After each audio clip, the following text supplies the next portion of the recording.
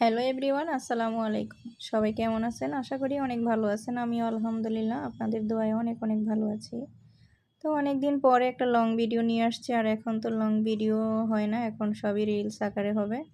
তো যাই হোক, দীর্ঘদিন হয়ে গেছে দেওয়া হয় না, তো ভাবলাম একটা লং ভিডিও নিয়ে আসি। আর এই লং ভিডিওতে থাকছে একটা ছাঁচ পিঠা। এই পিঠাটাকে কে কী নামে চেনেন জানি না, আমরা এটাকে ছাঁচ পিঠাই বলে থাকি।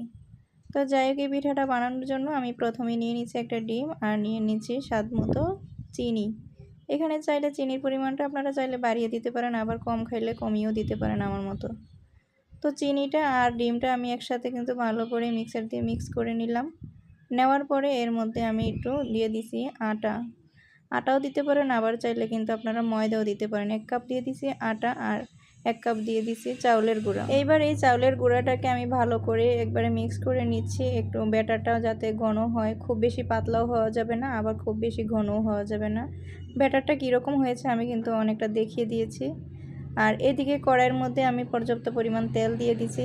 এই পিঠাটা বানানোর জন্য আরও তেল দেয় মানুষ, বেশি করে দিয়ে দেয় তেল। আমি কিন্তু খুব বেশি দিইনি, অল্প তেলেই ভাজবো। তো তেলটা দিয়ে এবার যে ছাঁচটা দিয়ে আমি এই ফুল পিঠাটা বানাবো, ওই ছাঁচটা গরম করে দিচ্ছি। এরকম ছাঁচ অনেকেই হয়তো দেখতে পাচ্ছেন, কিনতে পাওয়া যায়। আর এটাকে আগে ভালো করে আমি হিট করে নিচ্ছি, আর ওইদিকে ব্যাটারের মধ্যে তারপর লাগিয়ে দিব। এই তো ভালো করে হিট হয়ে গেছে। হওয়ার পরে এবার এই ছাঁচটা ওই ব্যাটারের মধ্যে ডুবিয়ে তারপরে আমি তেলের মধ্যে দিয়ে দিব।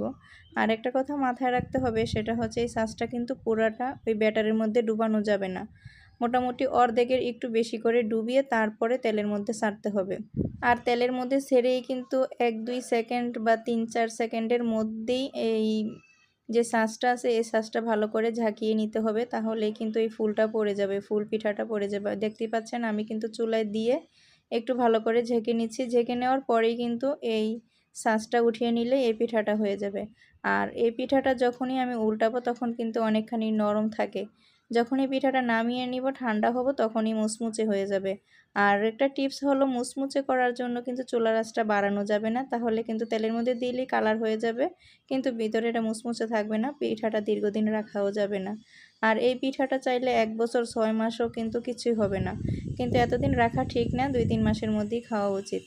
এই তো আমার মোটামুটি এভাবে করে পিঠাগুলো বানানো হয়ে গেছে। আর একটা টিপস দিয়ে দিচ্ছি, সেটা হচ্ছে একটা চুলার মধ্যে এভাবে তেলটা গরম হবে, আরেকটা চুলার মধ্যে এই ছাঁচটা গরম করার জন্য আরেকটা কড়াইয়ের মধ্যে তেল নিয়ে একদিকে গরম করলেই হয়ে যায়। তো আমার কাছে ওই জিনিসটা থেকে এভাবেই ভালো লাগছিল, এজন্য আমি একটা কড়াইতেই করছি। আপনারা চাইলে আপনাদের সুবিধা মতো 2টা কড়াই দিয়ে করতে পারেন।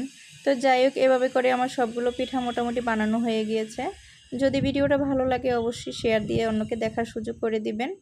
আর আমার এই ভিডিওটা যদি ভালো লেগে থাকে আরও বেশি, তাহলে কিন্তু অবশ্যই একটা লাইক দিয়ে প্রথম থেকে দেখা শুরু করবেন। পুরো ভিডিও দেখার জন্য অনেক অনেক ধন্যবাদ।